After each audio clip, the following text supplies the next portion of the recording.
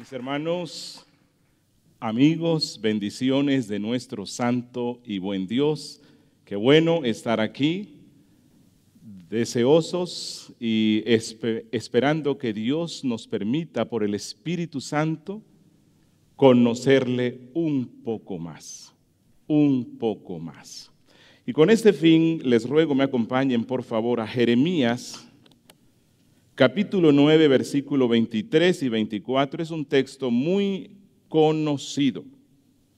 Jeremías, capítulo 9, versos 23 y 24, las Sagradas Escrituras dicen: así dijo Jehová, no se alabe el sabio en su sabiduría, ni en su valentía se alabe el valiente, ni el rico se alabe en sus riquezas, mas alábese en esto el que se hubiere de alabar, en entenderme y conocerme, que yo soy Jehová, que hago misericordia, juicio y justicia en la tierra, porque estas cosas quiero, dice Jehová. Este pasaje está escrito en el contexto de unas exhortaciones que Dios le está dando a su nación a causa de que se habían jactado mucho de ser el pueblo de Dios, se jactaban mucho de haber sido enriquecidos por ser el pueblo de Dios, estaban jactándose porque ellos eran herederos de los profetas, guardianes de la santa ley de nuestro Dios. Pero todo esto era externo. Todo esto era mero ritualismo. El pueblo realmente no estaba amando a Dios. Y creo yo, que la situación se repite una y otra vez en la historia del pueblo santo. Todo lo que nosotros vemos que le pasó al pueblo de Israel vuelve a repetirse una y otra vez más dentro del pueblo santo. Y creo yo que esto puede estarnos pasando en Latinoamérica.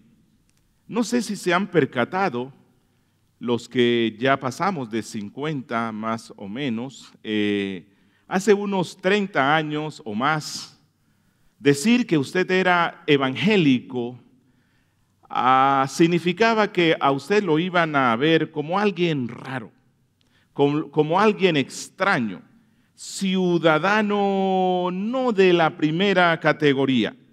Realmente los cristianos éramos despreciados, muy despreciados, y éramos pocos. Pero cuando usted mira el contexto latinoamericano el día de hoy, se da cuenta que se dio un cambio sorprendente. Hoy día hay iglesias cristianas por todas partes. Usted puede ver en una sola calle, en una sola cuadra, puede ver 2 y 3 iglesias que se identifican como cristianas. Y eso es bueno, en el sentido de que el evangelio ha estado extendiéndose cada vez más y más por nuestras naciones. Es increíble, ya no se puede ni evangelizar. En ocasiones he intentado evangelizar al conductor del taxi y le empiezo a predicar y me dice: no, es que yo soy cristiano. Yo me congrego en tal parte o asisto a este sitio. Ok. Así que hoy día hay cristianos evangélicos por todas partes. Y no digo que esté mal. Eso es bueno. El evangelio ha ido extendiéndose por todas partes. Hoy día hay cristianos en las universidades, colegios, al frente de las empresas, en todas partes. Y eso, vuelvo a insistir, es bueno y damos gracias a nuestro Dios que le ha placido visitar a nuestro continente y hacer que su evangelio se extienda cada vez más y más. No obstante, hay una preocupación que embarga el corazón de muchos pastores, de muchos cristianos, Porque en ocasiones nos preguntamos, ¿es el cristianismo bíblico el que está extendiéndose por Latinoamérica? ¿Qué clase de cristianismo es el que está profesándose hoy por buena parte de los que se identifican como cristianos? Porque la historia bíblica y la historia de la iglesia nos recuerda que siempre que la fe cristiana bíblica empezó a invadir a una nación, se dieron cambios, hubo transformación, el paganismo retrocedió, los pecados más inveterados de la sociedad retrocedieron.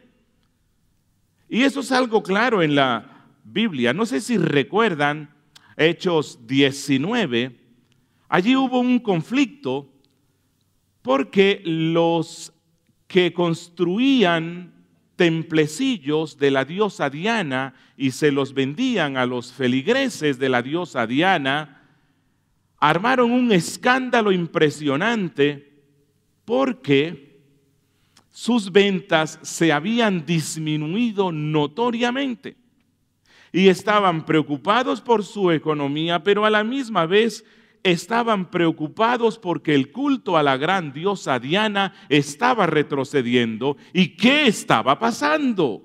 ¿Qué estaba ocasionando esto? Y entonces usted puede ver allí en el texto que los culpables eran Pablo y el resto de misioneros. Los culpables eran los cristianos. ¿Qué? Sí, ellos eran los culpables. ¿Por qué? Porque cuando ellos predicaban el evangelio de Cristo y enseñaban todo el consejo de Dios y las personas venían a la fe en Cristo, renacidas por el Espíritu Santo, entonces se daba una transformación radical en sus vidas y abandonaban todo lo pecaminoso relacionado con el paganismo. Y esto condujo a que esa sociedad fuera abandonando cada vez más y más la idolatría. Bueno, eso es lo que debe pasar cuando el cristianismo bíblico empieza a ser creído por muchos. La historia de la iglesia, la historia de la reforma nos muestra. Europa era un continente idolátrico, pagano, animista, lleno de pobreza en todos los sentidos. Era un continente supersticioso.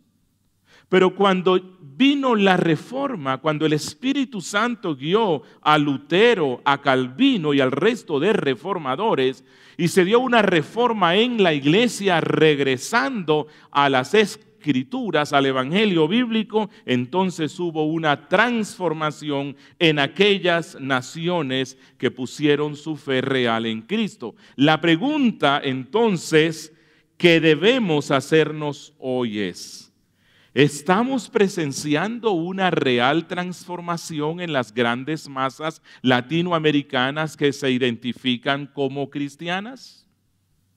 ¿Estamos presenciando una transformación en nuestra sociedad?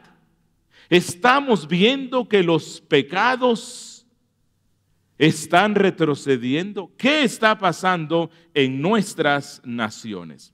Bueno, no voy a decir que no se haya dado alguna transformación. Indudablemente, miles de personas pueden dar testimonio del gran cambio que han sufrido a causa del Evangelio de Cristo. Miles de creyentes son testigos del poder transformador del Evangelio y están dando frutos abundantes para la gracia de nuestro Dios. Lastimosamente, esa no es la situación de la mayoría. Lastimosamente, esto no es lo que está caracterizando a buena parte de aquellos que se identifican como cristianos. ¿Por qué razón? Porque muchos, creo yo, han cambiado solamente la fachada, lo externo. Cambiaron la misa por el culto, el sacerdote por el pastor, la bruja o adivina por la profeta, las cartas y la lectura de la mano por las lecturas supersticiosas de la Biblia, las indulgencias por los pactos o siembras económicas.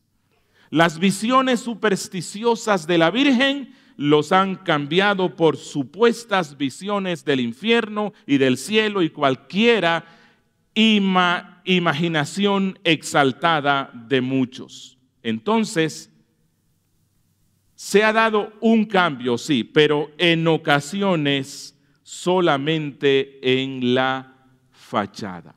El materialismo, el hedonismo, el humanismo lo hemos cambiado por una falsa teología de la prosperidad material. Las palabras mágicas y el poder ocultista lo hemos cambiado por una palabra de fe superpoderosa que casi iguala a Dios, y entonces lo que usted dice necesariamente lo recibe. En fin, cuando nosotros hacemos una revisión de las prácticas de la mayoría de las personas que se identifican como cristianas y las comparamos con la clara enseñanza de la Biblia, vemos que no se parecen en nada, pero si usted las compara con las prácticas del paganismo, ve que son muy similares, solamente que se cambió el rótulo. Ya esto es cristianismo. Pero no quiero que vayan a pensar que yo hoy vengo aquí como con palabras ominosas y decir es que todo está mal. No, no, no. En realidad, creo que cuando los cristianos conservamos la capacidad autocrítica, tenemos entonces el privilegio de revisar lo que está mal y empezar a andar bien por la gracia de nuestro Dios. Así que lo que quiero hacer hoy y lo que vamos a estar haciendo durante toda esta conferencia es revisar nuestra fe a la luz de las Sagradas Escrituras. Y es mi oración que seamos altamente impactados por el Espíritu Santo para que abandonemos todo aquello que no se ajusta a lo que la Biblia dice, todo aquello que es contrario a la santa voluntad revelada de nuestro Dios, y que caminemos aún más firmes en el verdadero evangelio. Y yo creo que una de las claves de la problemática que se vive hoy, algo que está ocasionando esta crisis en medio de un cristianismo cada vez más creciente, es que muchas personas no conocen al Dios de la Biblia. Muchas personas no conocen al Dios que se revela en la Biblia. Hemos ido desarrollando un cristianismo latinoamericano alejado del verdadero Dios. Y muchos se han inventado a un Dios personal. Muchos se han inventado a un Dios conforme a su imaginación. Hoy día, el Dios en el cual muchos que se llaman cristianos creen, no pasa de ser un abuelito bonachón interesado en satisfacer los caprichos de su nieto preferido.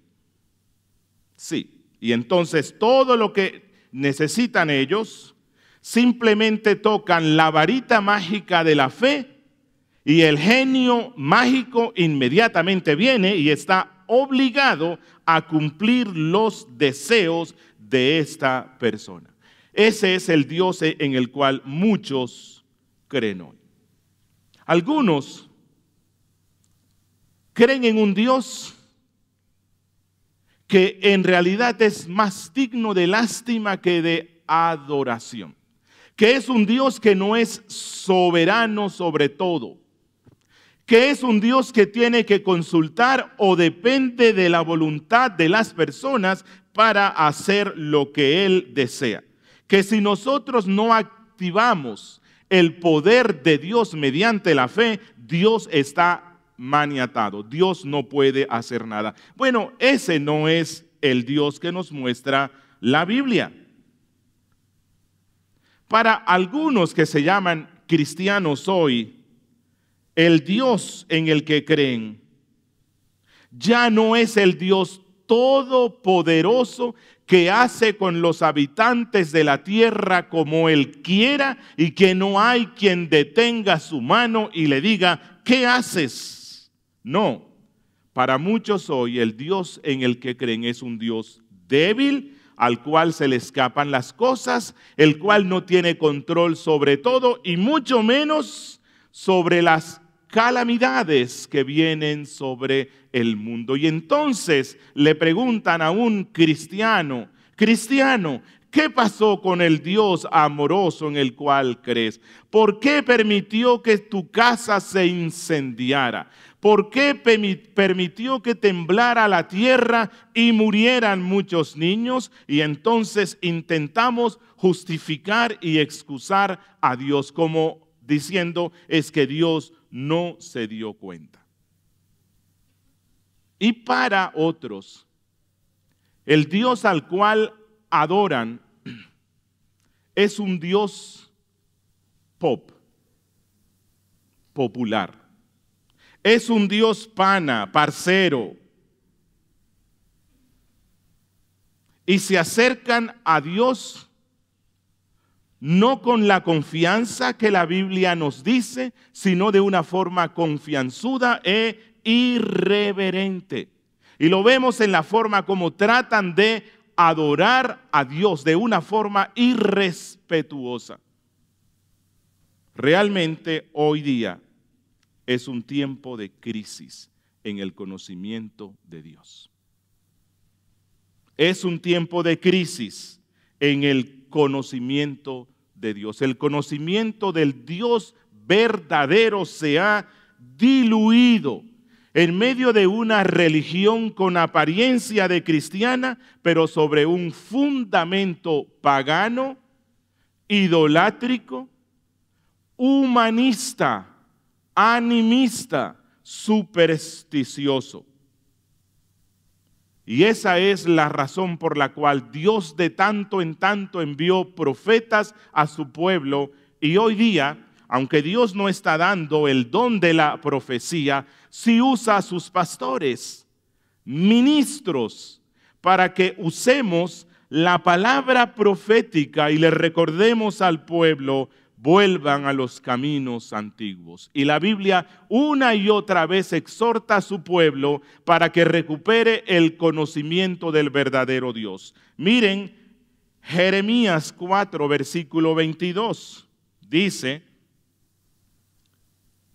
porque mi pueblo es necio, no me conocieron, son hijos ignorantes y no son entendidos. Oiga, qué acusación tan grave. Dice, sabios para hacer el mal, pero hacer el bien no supieron. Jeremías 9, versículo 6, dice, su morada está en medio del engaño. Por muy engañadores no quisieron conocerme, dice Jehová. Y también el apóstol Pablo, escribiendo a una iglesia cristiana, exhortó a sus lectores para que revisaran su teología, pues algunos no conocían realmente al Dios que se revela en la Biblia. Y él dijo esto, 1 Corintios capítulo 15, versículo 34. Dice Pablo, velad debidamente y no pequéis, porque algunos no conocen a Dios. Para vergüenza vuestra lo digo. Y Pablo no le escribía aquí a la sociedad pagana. Pablo le estaba escribiendo a una congregación local de creyentes Y Él tiene que decirles, ya no pequen más, porque algunos de ustedes no conocen a Dios y para vergüenza vuestra lo digo. ¿Por qué? Porque es que el conocimiento de Dios, hermanos, amigos que están aquí hoy, el conocimiento de Dios es esencial y fundamental para una vida cristiana saludable. Sin el conocimiento del verdadero Dios, todo será vacío, todo será infructuoso. Vamos a ser meramente sepulcros blanqueados por fuera, pero por dentro lleno de muerte. Y creo yo que esa es una de las principales razones por las cuales, bajo mi perspectiva, la mayoría de iglesias cristianas en nuestro continente hispanoamericano no están impactando al mundo, no estamos impactando a la sociedad, porque nos hemos acostumbrado a un cristianismo emotivo, supersticioso, espiritualista, materialista, intelectualista, humanista, centrados en el placer del hombre y en sentir algo bonito respecto a Dios, pero sin conocer realmente quién es Él. Ya lo dijo antes un escritor cristiano, al cual voy a citar aquí, J.I. Packer, en ese gran libro sobre el conocimiento de Dios. Miren lo que dijo él hace algún tiempo. La ignorancia de Dios, ignorancia tanto de sus caminos como de la práctica de la comunión con Él, está a la raíz de buena parte de la debilidad de la iglesia en la actualidad. Dos tendencias desafortunadas parecen haber producido este estado de cosas. La primera tendencia es la de que la mentalidad del cristianismo se ha conformado al espíritu moderno. Espíritu vale decir que concibe grandes ideas sobre el hombre y solo deja lugar para ideas pequeñas en cuanto a Dios. La tendencia moderna para con Dios es la de mantenerlo a la distancia, sino a negarlo totalmente. Y lo irónico, dice él, está en que los cristianos modernos, preocupados por la conservación de prácticas religiosas en un mundo irreligioso, han permitido ellos mismos que Dios se haga remoto. Hasta aquí la cita. Entonces, es mi oración a Dios que Él quiera bendecirnos y que nos permita iniciar el camino que nos llevará de regreso a Dios, a conocerlo, a vivirlo, a amarlo, obedecerlo, a adorarlo y honrarlo como Él es digno. Y algo más. Cuando Cristo presentó en qué consiste la vida eterna, miren las palabras en las cuales los puso Él. Cristo dijo esto en Juan 17:3. Juan 17, verso 3.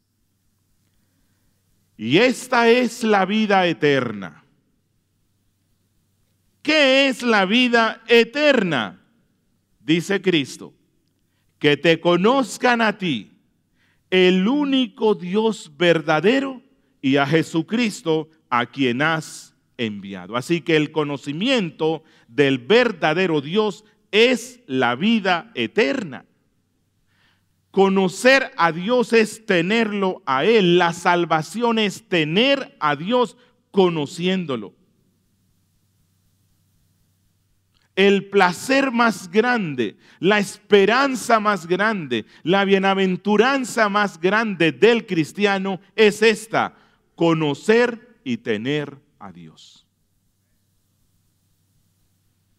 Y cuando pensamos en el cielo, algunos cristianos influenciados por una cultura materialista piensan lo lindo del cielo van a ser las calles de oro, y el mar de cristal. Vamos a pisar sobre el oro. El oro será como polvo, pero Cristo, quien no es materialista y no ve las cosas desde nuestra perspectiva, Él dijo en Mateo 5:8, bienaventurados, dichosos, pletóricos de gozo, los de limpio corazón, porque ellos verán a Dios.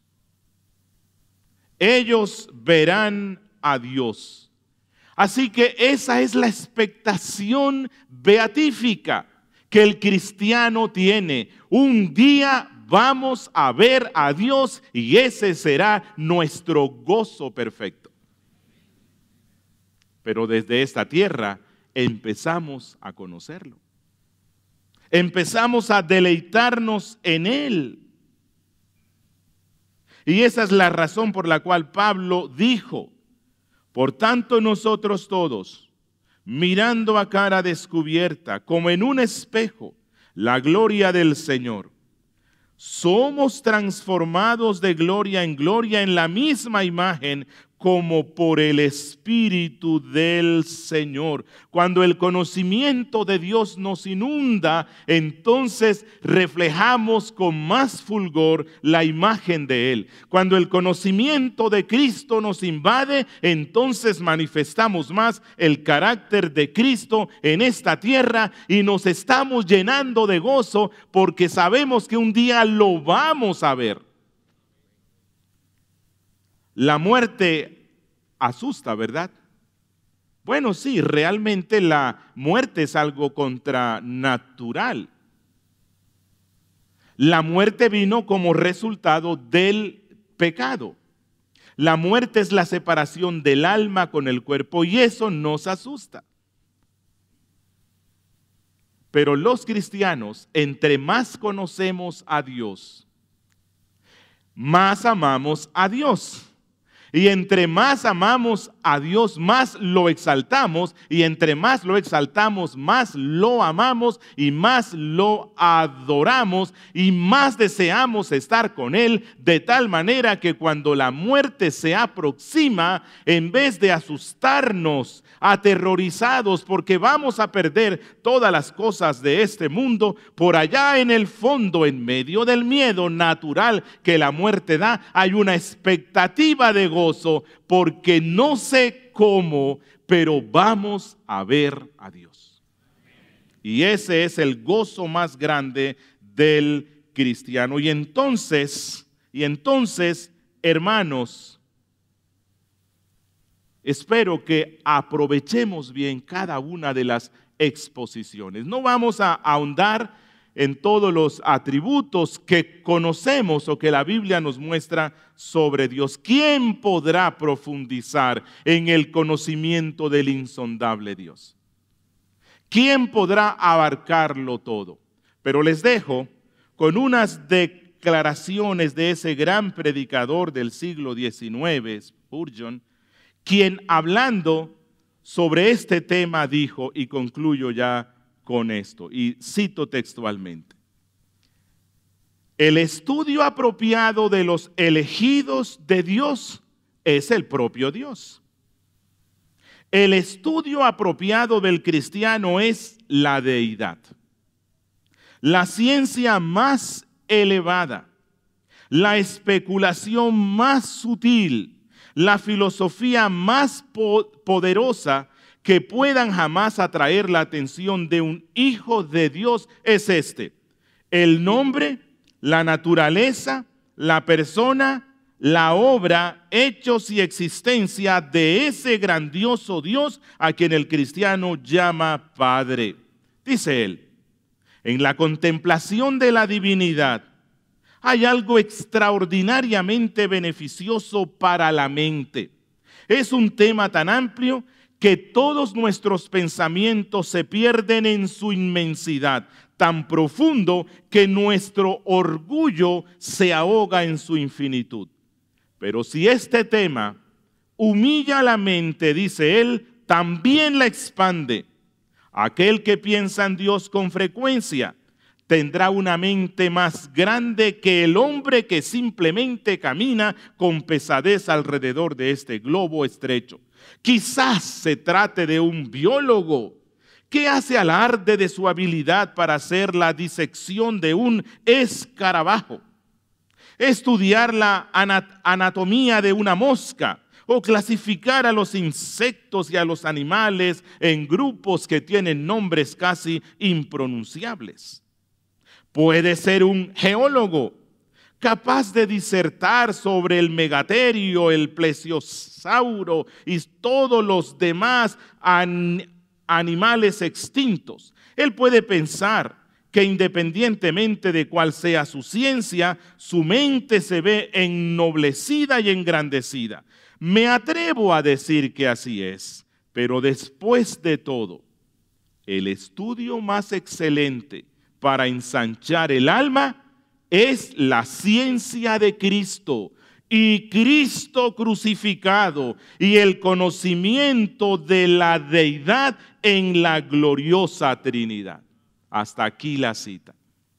Así que, hermanos, espero que usted venga con un corazón, con una mente dispuesta para escuchar cada una de las exposiciones, anotar todo, luego conversar con los hermanos y amigos que están aquí, profundizar aún más, llegar a su casa, leer los versículos bíblicos que se le dieron, ahondar y profundizar este conocimiento, compartirlo con la iglesia de donde usted viene, y Dios quiera que haya un avivamiento poderoso latinoamericano respecto al conocimiento de Dios.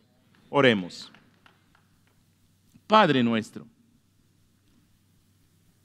nuestro que estás en los cielos, tú que eres el soberano y altísimo, tú que eres el excelso Dios, creador de los cielos y de la tierra, fuente de todo lo que existe, dador de todo bien, Padre de las luces, te rogamos y te suplicamos que te plazcas bendecirnos en estas conferencias. Envía tu Espíritu Santo de una forma especial y usa a cada expositor y habla nuestras vidas y transfórmanos, que podamos conocerte como tú eres, y úsanos para la transformación de nuestro continente. En Cristo Jesús. Amén. Bendiciones del Señor, hermanos.